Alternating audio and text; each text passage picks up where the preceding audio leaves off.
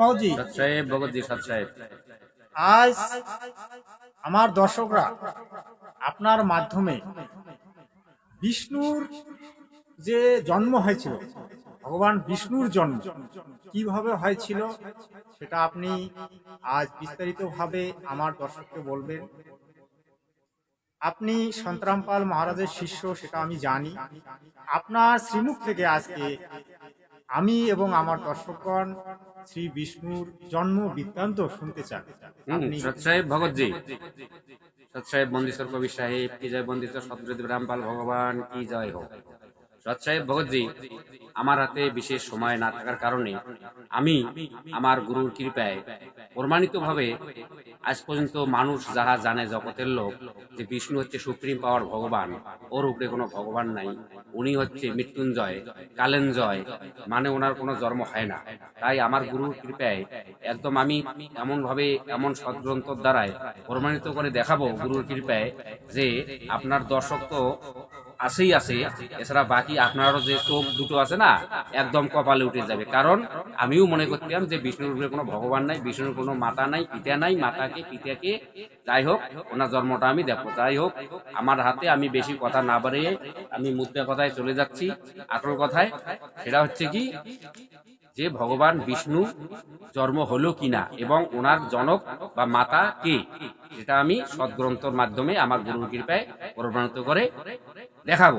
সৎ সাহেব, আমার হাতে যে পুস্তকটি আছে এটা হচ্ছে শিব পুরাণ, সংক্ষিপ্ত শিব পুরাণ। এটা হচ্ছে গীতা প্রেস, গোরখপুর। এখান থেকে এর পৃষ্ঠা হচ্ছে 121 রুদ্র সংগীতা। 121 রুদ্র সংগীতা। জনতার কাছে এবং শ্রোতাগণের কাছে আমার বিশেষ নিবেদন, আপনারাও আপনারাও আপনারাও এই পুস্তক নিতে পারেন। খরিদ করে বেশি দাম নয়, 250 থেকে 300 টাকার মধ্যেই আসে। আপনারাও এই যাচ করে দেখতে পারেন কথাটা। এখানে লেখা আছে 121 পৃষ্ঠায় রুদ্র সংগীতায় শিব পুরাণ লেখা আছে, লোক দেবশ্রী নারদ তার পিতা ব্রহ্মা, লোক পিতা ব্রহ্মা, ব্রহ্মাকে জিজ্ঞাসা করার পরে এখন ব্রহ্মা তার পুত্র, মানুষ পুত্র দেবর্ষি নারদকে জবাব দিচ্ছে। কি দিচ্ছে? देवर्षि एक समय उस आनंद वन में रमन करते हुए शिव और शिव के मन में यह इच्छा हुई कि किसी दूसरी पुरुष की भी सृष्टि करनी चाहिए। ब्रह्माजी तार पुत्र के बोलছে কি বলছে যে শিবা এবং শিবিনী অর্থাৎ কালব্রহ্ম এবং তার পত্নী দুর্গা দুইজনে রমন করতে মনের মধ্যে এইটুকু ইচ্ছা আসলো যে একটা পুরুষকে তৈরি করা দরকার। अच्छा, जिस पर यूं सृष्टि संचालन का महान भार रखकर हम दोनों केवल काशी में रहकर इच्छा अनुसार विसरे और निर्वाण धारण करे, যার উপরে আমরা এই মহান ভার দায়িত্ব দিয়া আমরা দুইজন আরামসে সুন্দরভাবে ঘোরাফেরা করতে পারি।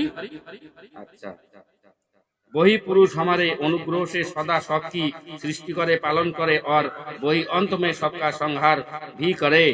এমন একটা পুরুষ আমার বানার দরকার যে ওই পুরুষের উপরে আমরা সমস্ত ভার, কার্যভার রাখিয়া আমরা সুস্থভাবে আরামসে আমরা ঘুরতে পারি এবং উনি সংহারক যেন করতে পারে, সৃষ্টির জন্য করতে পারে, সবকিছুই করতে পারে।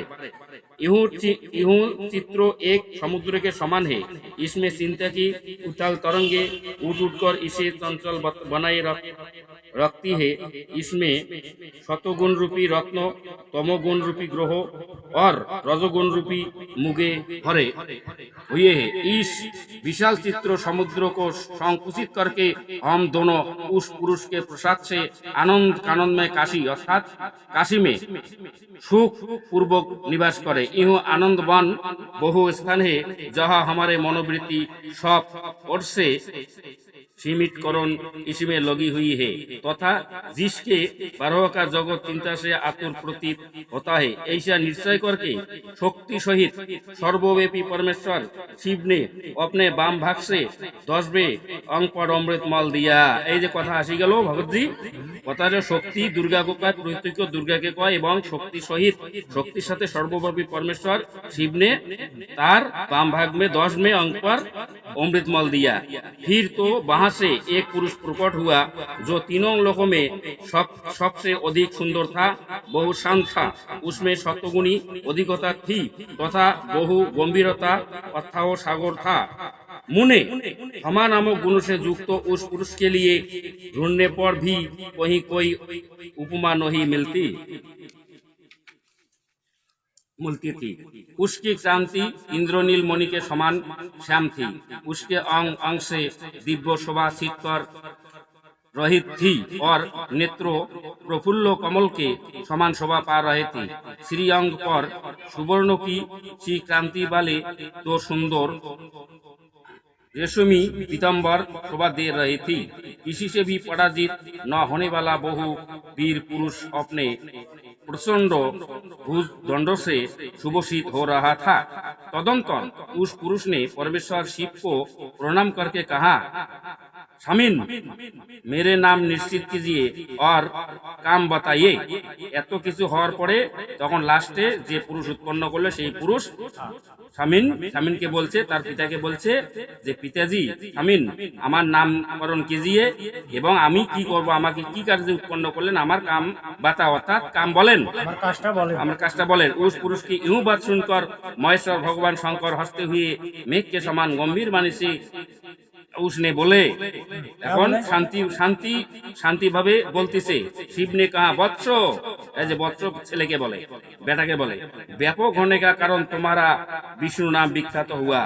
इसके सिवा और भी बहुत से नाम होंगे जो भक्तों को सुख देने वाली होंगे। तुम सुधीर उत्तम तप करो क्योंकि वही समस्त कार्य का साधन है। साहेब কথাটা आगे हम आलोचना करते हैं। शिव जी का जो उत्पत्ति हुआ, विष्णु जी का उत्पत्ति, रंग हो गया थोड़ा, तो विष्णु जी का उत्पत्ति का कारण जो आप थोड़ा बताइए विस्तार से। विष्णु जी के जो उत्पत्ति का कारण, मतलब किस कारण से उत्पत्ति हुआ? देखो, कारण तो मैं उत्पत्ति हुआ नहीं, उत्पत्ति करवाया गया। इस ये वीडियो বানানোর এটাই মতলব হচ্ছে যে আজ তক এই যে আমরা আজ পর্যন্ত পৃথিবীর সব মানুষে জানি ভগবান বিষ্ণু, তারই আত্মা হচ্ছে রামচন্দ্র, তারই আত্মা হচ্ছে কৃষ্ণ। তাই বর্তমান কলিযুগে রাম এবং কৃষ্ণকে, বিষ্ণু যেমন তেমন রাম এবং কৃষ্ণকে আমরা খুব ভজনা করি, হরি কীর্তন কয়া বেড়াই। তা যাই হোক, বিষ্ণুর আত্মাকেই আমরা এত কিছু করি। তাহলে স্বয়ং বিষ্ণুকে তাহলে বিষ্ণু আমরা সবাই ভাবি বিষ্ণু অজন্মা, অমর, তাহলে এত কিছু মানি। তাহলে মানার পরে আমরা কি ভাবি যে ওর কোনো পিতাও থাকবে না, মাতাও থাকবে না। অজন্মা যদি হয় তার তো মাতা পিতার কোনো উল্লেখ হতে পারে না। কিন্তু পবিত্র সদ্গ্রন্থ এই সংক্ষিপ্ত যে শিব পুরাণ আছে, পুরাণ 18 পুরাণের মাঝে একটা পুরাণ।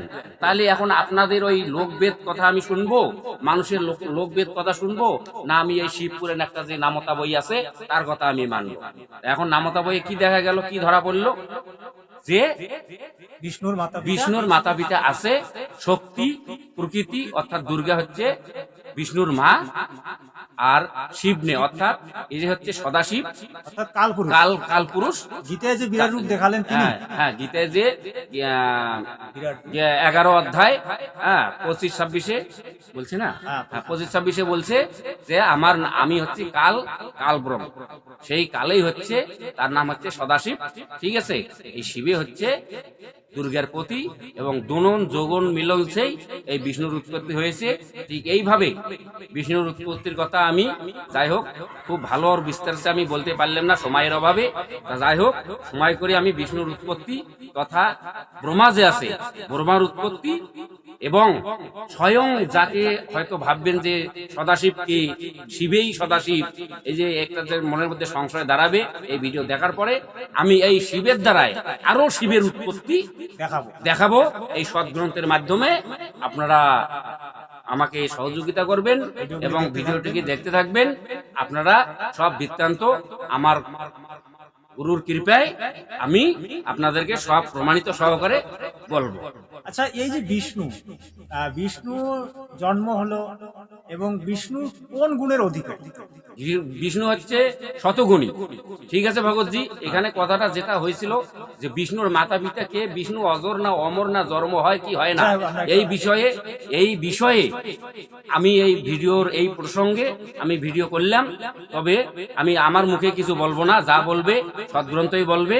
বিষ্ণুকে কেন জন্ম দেওয়া হলো, বিষ্ণুর কার্য কি, বিষ্ণু কোন গুণী, আমি কিন্তু এটা মুখে, যদিও আমি জানি, মুখে আমি বলবো না। কারণ প্রমাণ সহিত না বললে এই যে বিরোধী পক্ষ আছে যারা কালের দূত, তারা কিন্তু এই যে কাল যে আছে, কাল লোকের যারা বিরোধী নকলি ধর্মগুরু আছে, তারা কিন্তু দাও লাগে বসবে।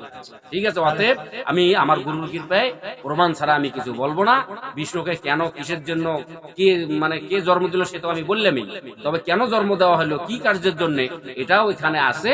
অতএব আপনার সমস্ত দর্শকবৃন্দর কাছে আমি বিশেষভাবে হাত জোড় করি, নিবেদন করি যে এই চ্যানেলটাকে আপনারা সাবস্ক্রাইব করবেন, লাইক করবেন, শেয়ার করবেন, আর আমাকে সহযোগিতা করবেন।